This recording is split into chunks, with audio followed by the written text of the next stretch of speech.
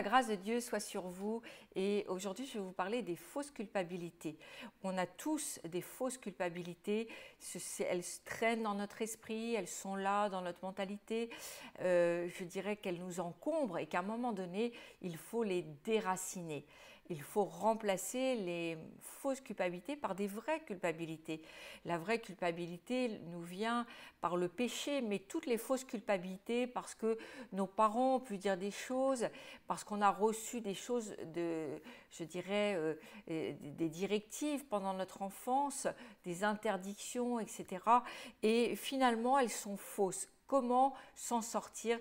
Je crois qu'il faut parfois passer par le travail de l'écriture. Il faut également pouvoir en parler à quelqu'un qui nous dit non, tu vois là, ce n'est pas juste, ce sont des fausses culpabilités, il faut absolument t'en défaire.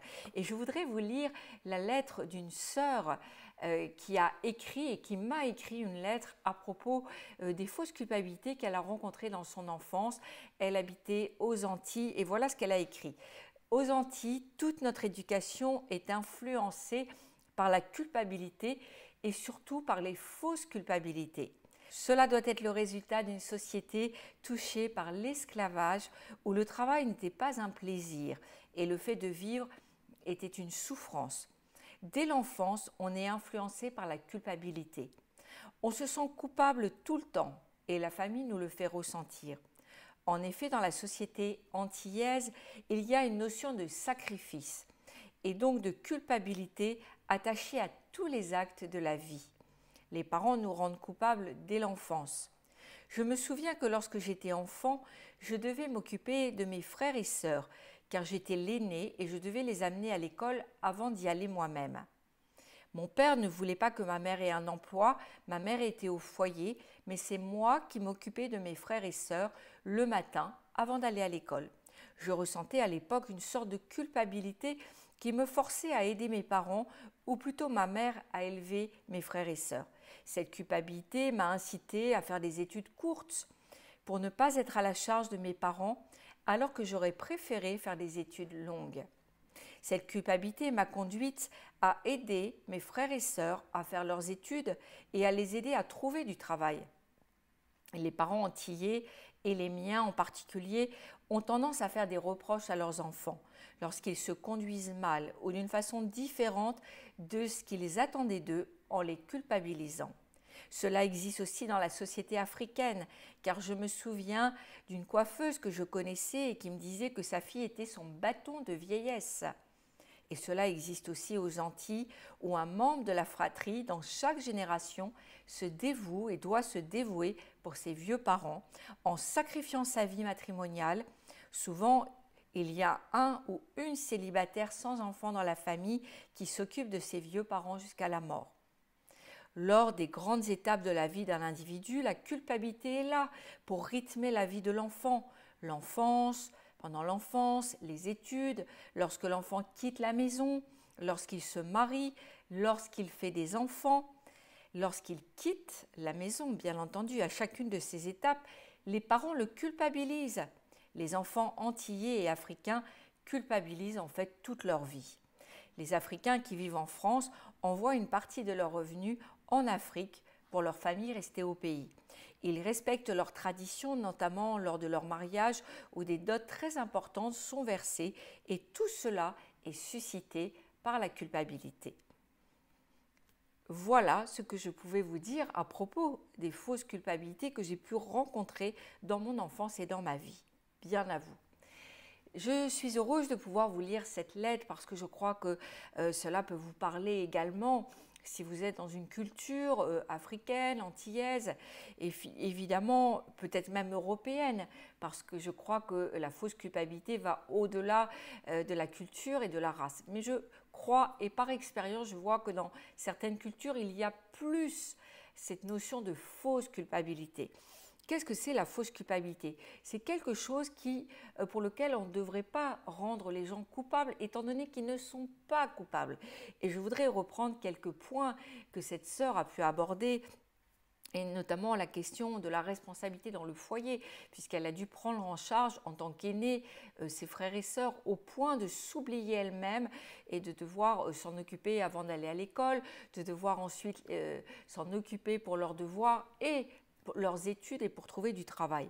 Et effectivement, je voudrais dire et redire que le rôle de l'aîné est difficile, parce que l'aîné, on attend beaucoup de choses de l'aîné et on a tendance à mettre évidemment un poids supplémentaire sur les épaules de l'aîné qui n'est pas forcément juste.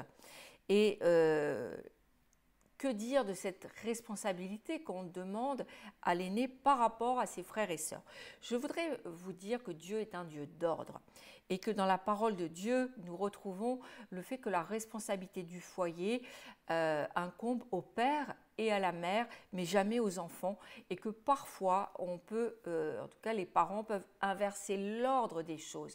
Mais comme Dieu est un Dieu d'ordre, à chaque fois que nous essayons d'inverser les choses et de faire porter une responsabilité à quelqu'un qui n'est pas en responsabilité et que Dieu n'a pas mis en responsabilité, il va y avoir du désordre, il va y avoir des problèmes, et je crois que l'aîné n'est absolument pas habilité pour s'occuper de la fratrie et des frères et sœurs. Il peut aider, il peut collaborer à des tâches domestiques, aider bien sûr la mère, aider le père, si c'est des garçons, mais je crois que attendre trop de l'aîné, c'est lui faire porter effectivement une charge qui est bien trop lourde, qui risque d'écraser sa personnalité et qui par la suite peut faire beaucoup de dégâts.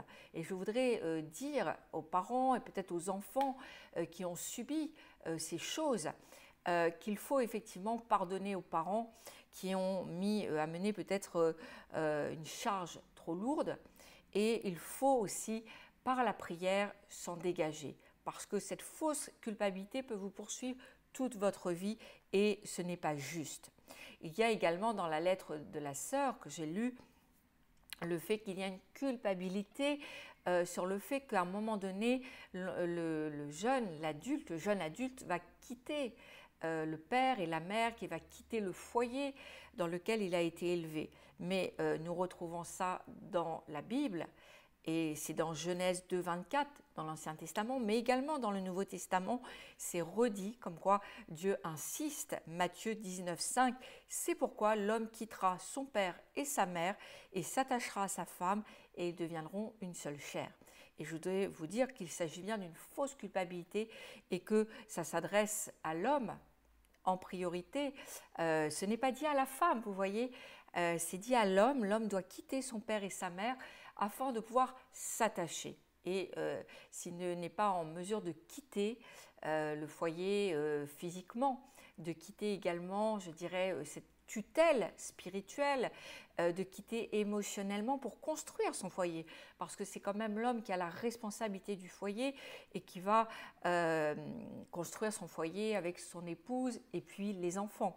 Mais en fait, c'est l'homme qui doit donner l'impulsion et qui doit quitter. On ne demande pas, Dieu ne demande pas la même chose à la femme. Évidemment, elle doit s'attacher à son mari, ce n'est pas le problème. Elle doit également s'attacher à son foyer et faire le nécessaire.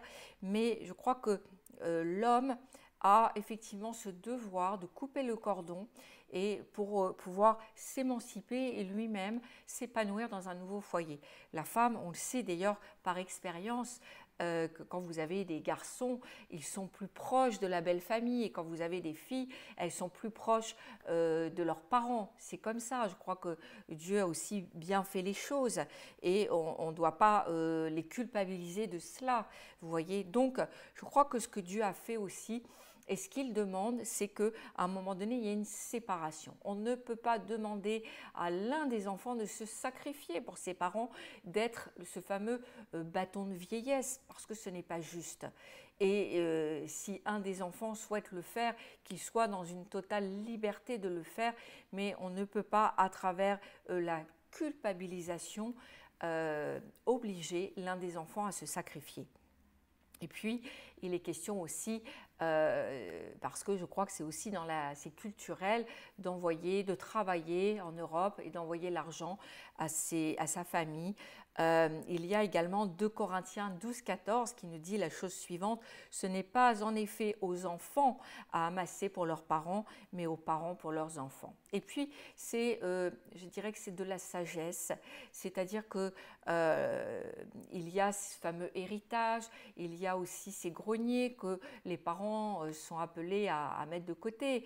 On ne peut pas dépenser tout ce qu'on a, ce n'est pas sage, ne sachant pas ce qui arrivera demain, et puis mettre de côté aussi, par amour pour nos enfants, ce fameux grenier, cet héritage à venir. Et c'est effectivement, la Bible nous dit, c'est un principe de sagesse, que c'est aux parents de pouvoir amasser pour leurs enfants et non le contraire. Donc d'envoyer tout l'argent évidemment à la famille et le fait d'être en difficulté soi-même ou de mettre sa famille en difficulté parce que toute une partie de mon argent est envoyée à la famille n'est pas un principe de sagesse selon la Bible. Voilà, il y a tant de fausses culpabilités. Je crois qu'à un moment donné, il faut étudier la parole de Dieu, voir ce qu'elle dit et confronter un peu nos fausses culpabilités avec la sagesse de la parole de Dieu, ce que Dieu lui dit, parce que Dieu est un Dieu d'ordre et parfois parce qu'on a été élevé d'une certaine façon, qu'on a reçu des traditions, la culture, hein, vous voyez, on pense d'une certaine façon, mais je crois qu'à un moment donné, on doit aussi quitter son père et sa mère. On continue de les honorer bien sûr, mais on les quitte dans le sens aussi où on met une distance, on commence à réfléchir à tout ce qu'ils nous ont inculqué et on doit garder ce qui est bon et évidemment se défaire de ce qui n'est pas bon, de se délester. Donc il faut absolument, si c'est votre cas, si vous demeurez avec des tas de fausses culpabilités, je crois qu'il faut prier vraiment et dire Seigneur, voilà, j'ai cru à ça, j'ai toujours été culpabilisée du fait que j'avais quitté mes parents physiquement, que je n'étais pas revenue au pays pour les aider. Évidemment, ça ne nous dédouane pas de cette obligation de prendre soin des nôtres.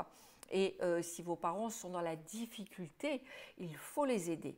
Ça, Dieu fait bien la différence. Effectivement, on doit aussi le minimum à nos parents, c'est-à-dire que si ils sont dans le besoin pour la nourriture, pour le loyer et toutes ces choses, on doit aussi subvenir, bien sûr, parce que ça fait partie du respect dû à nos parents, on doit subvenir pour eux.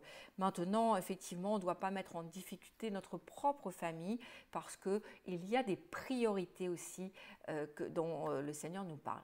Voilà, je voudrais terminer peut-être par la prière, si c'est votre cas, si vous dites oui, effectivement, j'ai toujours cru que c'était juste, je continue de culpabiliser. Il suffit vraiment de mettre en lumière ces choses, de dire Seigneur, voilà, je suis d'accord, c'était une fausse culpabilité et aujourd'hui, je décide de m'en défaire. Je décide de confronter là où il y a eu du mensonge, je mets la vérité. La vraie culpabilité est toujours là quand il y a le péché. Et d'ailleurs, Dieu, quand il y a le péché, c'est la conviction du Saint-Esprit, conviction de péché. Mais toutes ces choses sont ni plus ni moins uniquement des fausses culpabilités. Seigneur, je te loue et je te bénis, et je te prie pour tous ceux qui regardent, que ta grâce vraiment passe et que tu puisses les délester en cet instant de tout le fardeau encore qu'ils ont pu recevoir, qu'ils ont pu avoir sur leurs épaules, que tu les délestes et que tu les libères du poids de toute fausse culpabilité. Bénis-les en cet instant et que la vérité de ta parole puisse les affranchir au nom de Jésus-Christ. Amen. Soyez bénis, à très bientôt.